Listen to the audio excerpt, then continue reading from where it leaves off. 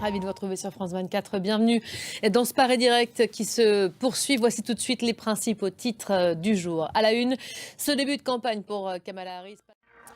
Et c'est plutôt très bien parti pour qu'elle soit désignée candidate par son camp. Kamala Harris teste désormais sa candidature auprès des électeurs. La démocrate qui va tenir aujourd'hui un meeting dans le Wisconsin.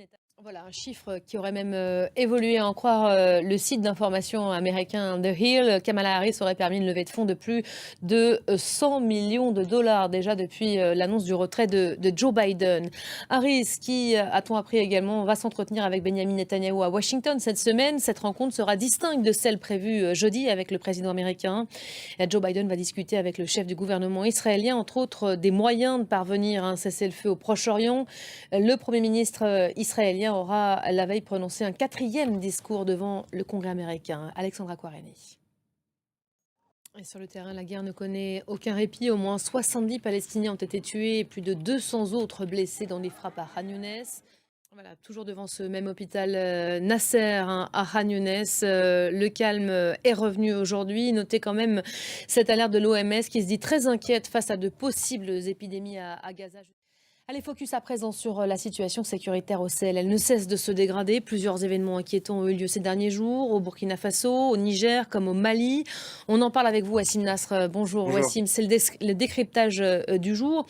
Avant de décrypter les événements qui ont eu lieu dans ces trois pays, un mot de cette attaque survenue au niveau d'un poste avancé de l'armée à la frontière. C'était le 20 juillet dernier au Togo. Donc absolument, on va voir tout de suite sur une carte où ça s'est passé. Voilà, zone extrêmement volatile. On va conclure ainsi. Merci beaucoup, Merci. Wassim Nasr, pour ce décryptage. En ouvrant la 142e session du Comité international olympique hier, Emmanuel Macron a plaidé de nouveau pour une trêve des conflits dans le monde à l'occasion des JO, les Jeux qui vont s'ouvrir dans exactement 3 jours, une séquence importante pour le président français qui prendra la parole ce soir à 20h sur France 2. Il s'agira de sa première prise de parole publique depuis le second tour des législatives anticipées. Julien Gall. Et l'agenda olympique qui va très vite s'accélérer. Dans Paris, vous avez sûrement commencé à vous heurter aux très nombreux contrôles policiers.